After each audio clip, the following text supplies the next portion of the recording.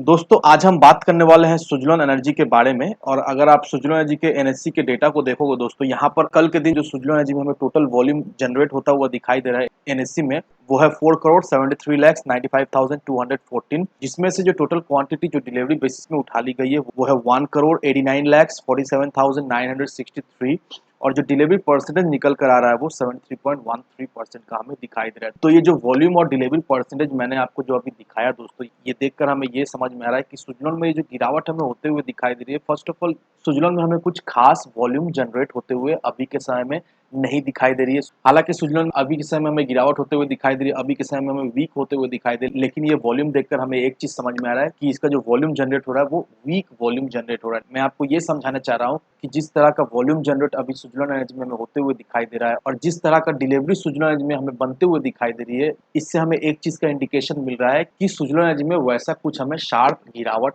होते हुए नहीं दिखाई देगी। अब सवाल ये रहा कि कितना तक सुजलॉन एनर्जी हमें आने वाले समय में गिरता हुआ दिखाई दे सकता है। अगर आपको याद हो तो मैंने फ्राइडे के ट्रेडिंग सेशन में ही आपको बता दिया था कि सुजलॉन एनर्जी में अभी जो गिरावट हमें होते हुए दिखाई दे रही है, कहीं ना कहीं ये स्टॉक हमें 9 रुपये या फिर 9 रुपये 30 पैसे के लेवल पर हमें सपोर्ट लेता हुआ दिखाई देगा, और बहुत ज़्यादा चांसेस है इस लेवल पर सपोर्ट लेने के बाद एक बाउंस बैक हमें होते हुए दिखाई दे सकती है। लेकिन दोस्तों अभी के समय में जिस तरह का मार्केट का सिचुएशन है, कल के दिन देखो ऑलमोस्ट हमें मार्केट क्रैश होता हुआ दिखाई दे रहा है।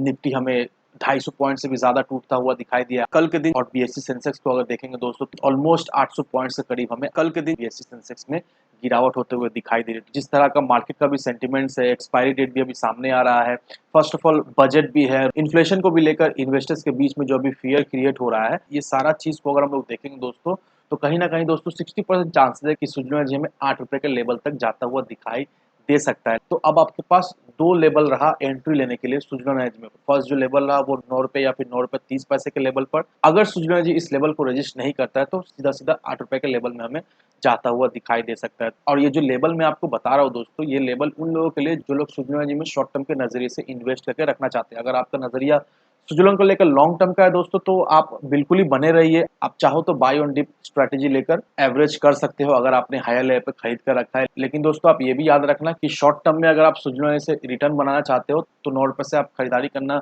शुरू कर सकते हो, क्योंकि नेक्स्ट मंथ बजट आते हुए दिखाई देगा। क्योंकि इस बजट में सरकार जो है वो बहुत सारे पॉलिसीज लाने वाले हैं ग्रीन एनर्जी को प्रमोट करने के लिए। तो ये बजट देखा जाए तो ग्रीन एनर्जी के लिए बहुत ही ज्यादा बेनिफिशियल रहने वाली है। तो जैसे ही बजट जो है वो अनाउंस होते हुए हमें दिखाई देगा, उसके साथ साथ फिर से स्टॉक में हमें एक तेजी बनते हुए दिखाई देगी। तो आप चाहो तो अभी से इन्वेस्टमेंट करना शुरू कर सकते हो। ये गिरावट देखकर आपको बिल्कुल ही घबराना है नहीं दोस्तों, क्योंकि सुजनो एनर्जी के हिस्ट्री को अगर आप देखोगे दोस्तों तो सुजनो एनर्जी में जब जब हमें तेजी बनते हुए दिखाई दी है तब तब एक अच्छा खासा हमें फॉल होता हुआ दिखाई दे। यहाँ पर आप देखो दोस्तों ऑलमोस्ट 11 रुपए तक ये स्टॉक हमें 7 अप्रैल तक जाता हुआ दिखाई दिया था। उसके बाद से इसमें हमें गिरावट होते हुए दिखाई दी, ये स्टॉक में 48% तक गिरता हुआ दिखाई दिया। फिर यहाँ से एक तेजी बनी, फिर यहाँ पर देखो दोस्तों 73% का एक तेजी बनता हुआ दिखाई दिया। फिर यहाँ से एक प्रॉफिट बुकिंग होता हुआ दिखाई दिया, ऑलमोस्ट 30 31% तक हमें टूटता हुआ दिखाई दिया। फिर यहाँ पर एक फिर तेजी बनी, फिर यहाँ से हमें तेजी बनते हुए दिखाई दी, फिर ये स्टॉक हमें 69% तक भागता हुआ दिखाई दिया। और अभी के समय में फिर से ये स्टॉक हमें गिरता हुआ दिखाई दे रहा है, और ऑलमोस्ट अब तक अपने हायर लेवल से 17% तक हमें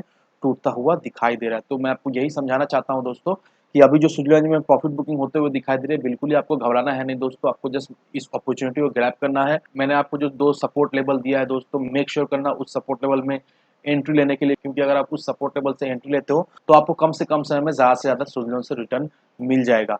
अब जो लोग डर रहे हैं कि क्या सुजलॉन में अगर वो लोग इन्वेस्ट करके रखे तो उनका पैसा डूब जाएगा, कि क्या सुजलॉन को अवॉइड करना ही बेहतर होगा, उनको मैं कुछ चीजें दिखाना चाहूंगा। अगर आप यहाँ पर सुजलॉन एनर्जी के बैलेंस शीट पर नजर डालोगे दोस्तों, तो यहाँ पर लास्ट 2 क्वार्टर के अगर आप सेल पर नजर डालोगे तो यहाँ पर देखो दोस्तों जून के क्वार्टर में 1381 करोड़ का सेल्स होता हुआ हमें दिखाई दिया है, और सितंबर क्वार्टर में 1438 करोड़ का इसका सेल्स हमें होता हुआ दिखाई दे। तो on an average quarter on quarter में इसका सेल्स में हमें बढ़ोतरी होते हुए दिखाई दे रही है। आपको ये ध्यान रखना है कि अगर सुजलॉन जी उतना ही नाकारा कंपनी होता, उतना ही बेकार कंपनी होता, तो इस तरह से सुजलॉन का सेल्स में हमें इजाफा होते हुए नहीं दिखाई देती। और इसका अगर हम लोग ओपीएम परसेंटेज को देखेंगे दोस्तों, इसका ओपीएम परसेंटेज भी हमें पॉजिटिव दिखाई दे रहा है, जो कि एक बहुत ही अच्छी बात है। और अगर आप यहाँ पर सुजलॉन जी के नेट प्रॉफिट को देखोगे तो last quarter that means quarter 2 का इसका जो प्रॉफिट हुआ था वो 56 करोड़ का हमें होता हुआ दिखाई दिया। अब यहाँ पर आपको एक चीज देखना है, यहाँ पर जो इसका अदर्स इनकम था वो सिर्फ और सिर्फ 5 करोड़ का था, ऑलमोस्ट नेग्लिजिबल था। तो सुजलॉन का जो नेट प्रॉफिट निकल कर आया है, हम लोग ये कह सकते हैं कि बिल्कुल ही अपने दम पर जो भी इसका प्रॉफिट आ रहा है वो सुजना जी अपने दम पे अपना प्रॉफिट निकाल रहा है। अब यहाँ पर अगर आप सुजना जी के रिजर्व को देखोगे तो यहाँ पर देखो दोस्तों, मार्च 2020 में इसका रिजर्व -12,000 करोड़ का आसपास था, लेकिन अभी देखो दोस्तों सितंबर के महीने में -2,300 करोड़ के आसपास, तो ऑलमोस्ट 10,000 करोड़ का रिजर्व में इसका इजाफा हमें होते हुए दिखाई दिया है। यहाँ पर अगर इसका बोरिंग देखोगे दोस्तों, तो मार्च से ही कंपेयर कर लेते तो ऑलमोस्ट 13,000 करोड़ का हमें स्विट्जरलैंड के ऊपर कर्ज दिखाई दे रहा था, लेकिन अभी के समय में ऑलमोस्ट 3,000 करोड़ का हमें स्विट्जरलैंड के ऊपर कर्ज दिखाई दे रहा है। तो ग्रेजुअली स्विट्जरलैंड जी अपना कर्ज भी हमें कमाता हुआ दिखाई दे रहा है, जो कि बहुत ही अच्छी बात है। अब यहाँ पर मैं आपको एक चीज दिखाना भूल गया, यहाँ पर अगर आप देखोगे दोस्तों इंटरेस्ट, तो लास्ट क्वार्टर में जो स्विट्जरलैंड ने जो इंटरेस्ट दिया है वो 97 करोड़ का इंटरेस्ट दिया है। तो अभी आपको ये समझना है कि जिस तरह से स्विट्जरलैंड जी अपने डेट के ऊपर काम कर रहा है, जिस तरह से एग्रेसिवली स्विट्जरलैंड अपना डेट जो है वो कमा रहा है, तो आने वाले समय में अगर हम लोग ये अज्यूम करें कि स्विट्जरलैंड जी का डेट जीरो हो जा रहा है या फिर ऑलमोस्ट नेग्लिजिबल हो जाए, तो ये जो स्विट्जरलैंड जी को इंटरेस्ट देना पड़ रहा है डेट के ऊपर, ये इंटरेस्ट देखा जाए तो नहीं देना पड़ेगा। और अगर ये सारा इंटरेस्ट को हम लोग कैलकुलेट करें एनुअल बेसिस में, तो ऑलमोस्ट देखा जाए तो 4,000 करोड़ इसका सिर्फ और सिर्फ इंटरेस्ट में ही